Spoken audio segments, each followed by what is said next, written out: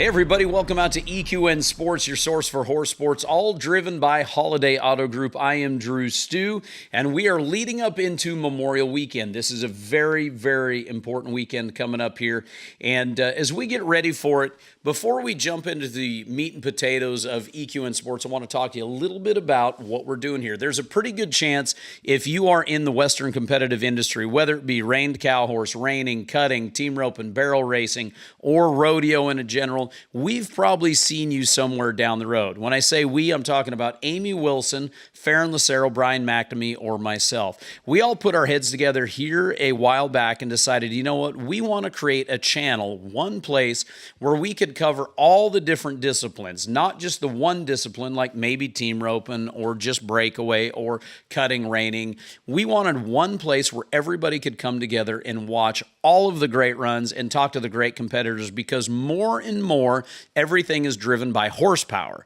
And that's what it's all about, the horse flesh, whether it be on the futurity side of things, whether that be in the team roping futurities or over in the cutting futurities or reined cow horse or reining, you name it. There is one thing that binds us all together, and that is our horsepower. So this is a place where we're going to celebrate everybody talent level wise, from the recreational team roper all the way up to the world champions. And the biggest thing we're going to be focused on also is the passion for the horses and how these horses keep driving this industry forward. So welcome out to EQN Sports, your source for horse sports. We're going to be covering horse sports. And as we lead up into Memorial Weekend, we're going to be talking about a lot of great events. But before we do, we had a chance to catch up with Ferron where he talked about last week, and there were some guys and gals out there that won a whole lot of money. They were this week's Jackpot Kings. Let's check out Ferron.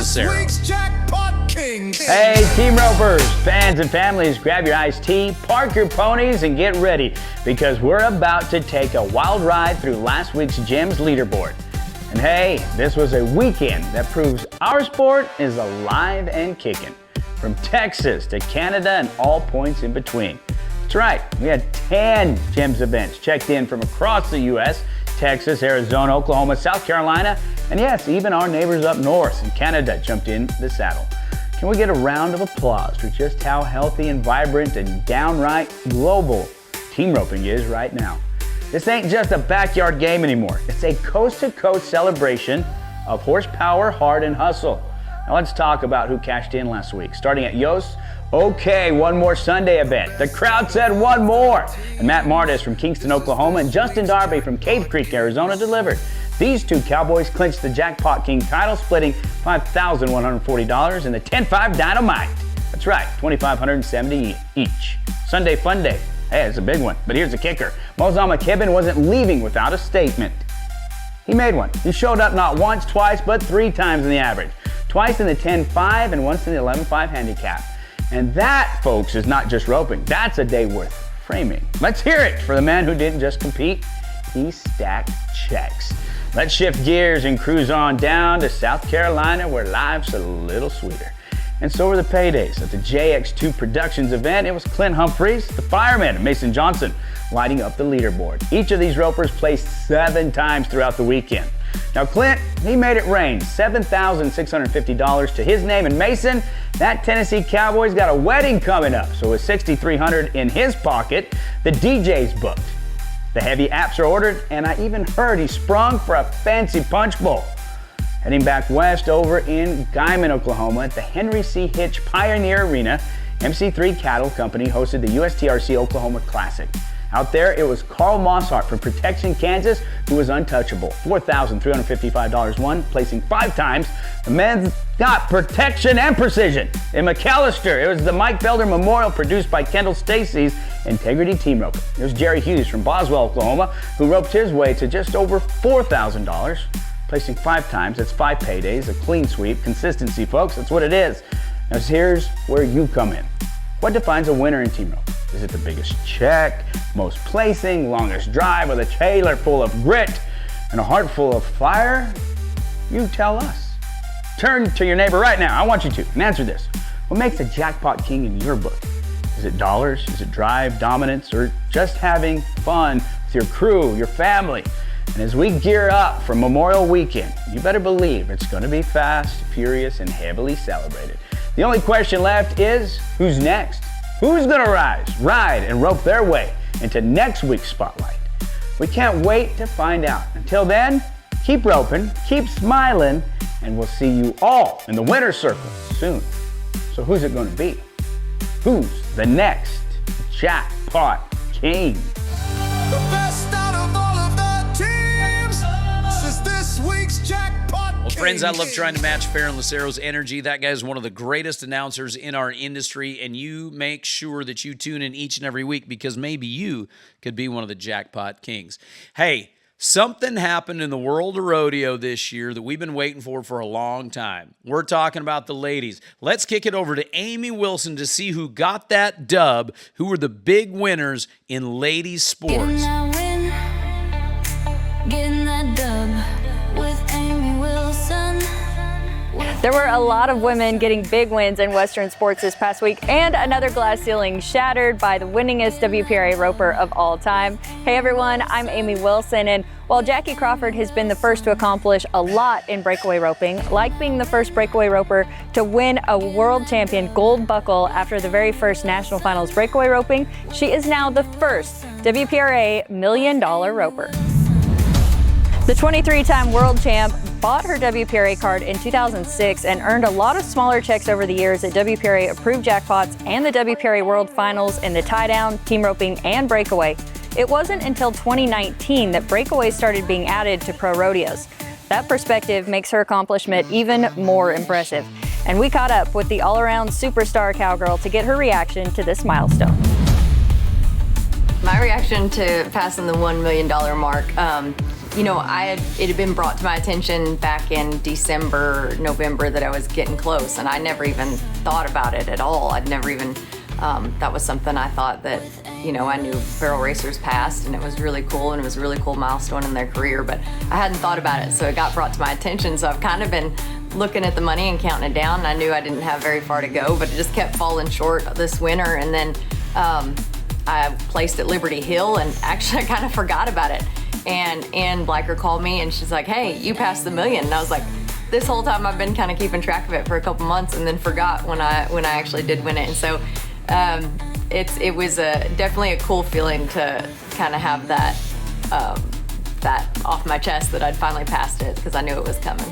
How I feel about having another first under my belt. This one to me is so different because I feel like I've been able to have a lot of firsts in my career in the roping industry, the breakaway industry.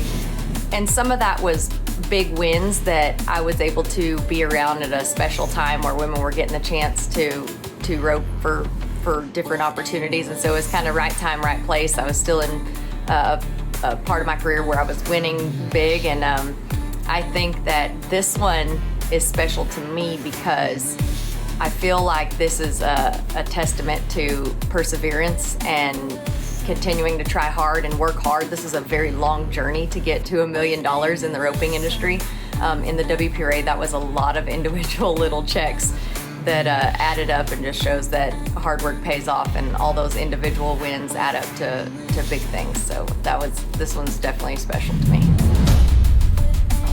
Congratulations, Jackie. She is an amazing horsewoman, an incredible talent with a rope, while also being a fun mom and an awesome person. And every breakaway roper should forever be grateful for all of her efforts in advancing the opportunities that they have. This past week, women in rodeo had the chance to compete at Kid Rock's Rockin' Rodeo and also the Women's Rodeo World Championship Finals, both held at AT&T Stadium in Arlington, Texas. What a cool venue, in front of a ton of fans and with a lot of money on the line. At the Kid Rock's Rockin' Rodeo, it's tournament style with drafted teams where athletes go head-to-head with a stoplight start. In the breakaway, it came down to Shelby Medjid and Cheyenne McCartney. It looked too close to call, but the official clock determined that Cheyenne won, helping her team, the Jokers, win $27,000 each. Coaches Sid Steiner and Joe Beaver were proud and happy, and so was breakaway roper Madison Uthier, who was also on the team. In the barrel racing, Brittany Posey-Tanazi and Paige Jones contributed their winning ways to help Team Jokers to that $500,000 payday. Also on the team were John Douch and Haven Medjid in the tie-down roping, Colby Lovell and Jade Corkle, and Chad Masters and Corey Petska in the team roping, Rocker Steiner and Cole Franks in the bareback riding, Dakota Eldridge and JD Struxness in the steer wrestling, Brody Kress and Wyatt Casper in the saddle bronc riding. The next night, Cheyenne McCartney was back at AT&T Stadium, this time for the Women's Rodeo World Championship Finals for $60,000, an event and featured during the PBR World Finals. And here's how it went down. Cheyenne McCartney made a statement with a 1.82 second run to go to the lead. She was riding Lexus, the same horse she rode to win at the Kid Rock's Rockin' Rodeo. Josie Connor drew the same calf that she had in round 1 of the Women's Rodeo World Championships at Cowtown Coliseum and had been 1.82 to win that round. Obviously, she loved her draw and capitalized when she and Dutch made a spectacular run, and the clock read 1.81 to earn the win by an exciting 100th of a second. Josie Connor won $69,000 at the Women's Rodeo World Championships to add to the $100,000 she just won at the American earlier this year. The biggest winner at the Women's Rodeo World Championships was barrel racer Tacey Matthews. She and her WPRA Horse of the Year, Fame Fire Rocks, ran a 12.674 to win a total of $70,000.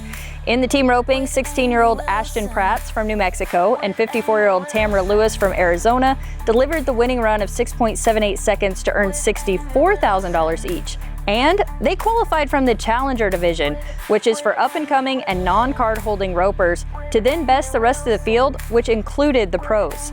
This year's event marked a historic milestone for the Women's Rodeo World Championships, pushing total payout since its inception in 2020 past the $5 million mark. Congratulations to all the winners during these exciting events. For EQN Sports, I'm Amy Wilson. Getting that dub with Amy Wilson. With Amy Wilson. Huge congratulations to Jackie Crawford and all of the other winners last week. Well, hey, let's take a look at the schedule and where we're going to be at, what we're going to be covering. We got people spread out throughout the country, and June is going to be a busy month. Of course, Memorial Day weekend, we've got the Cody Neesmith going on. That is going to be in Waco, Texas. And, of course, the Navy SEAL Danny Dietz Memorial Roping. That is going on in Decatur, Texas, celebrating 20 years of Operation Red Wings and a huge loss of Navy SEAL life there. Of course, the NRCHA Kimes Ranch Derby, 28th through June 7th. Then we go down to the Prefert Pro Roping. That is in Mount Pleasant, Texas. It kicks off on Tuesday the 27th through June 1st. The PBR Last Ride, JW's Last Ride, that is in Decatur, Texas. That is always a fun event. That's going to be May 31st. It's going to be 100 degrees and muddy there. You don't want to miss that if you are around the Dallas-Fort Worth Metroplex. Of course, the PCCHA Raising the Cash Derby at the South Point kicks off on June 6th. And we've got the Ranch Sorting National Championships at the Will Rogers Memorial Center in Fort Worth the 7th through the 14th of June. And we wrap everything up with the Ruby Buckle West. That race is going to be the 24th through the 28th, and that is over in Utah. Well, friends, remember it is Memorial Day weekend. When you're cracking the coolers and having a good time, take a little bit of an opportunity to say thank you. Say a humble prayer for those men and women who serve us both stateside and abroad that have given the ultimate sacrifice. And if you know a Gold Star family member, tell them thank you. Thank you, and we will not forget the loved ones that fought to make this great country even better every single day. On behalf of all of us here at EQN Sports, I am Drew Stew. We will catch you next week where we cover more events here in the Western Way Life. This is your source for horse sports, all driven by Holiday Auto Group. We'll catch you next week.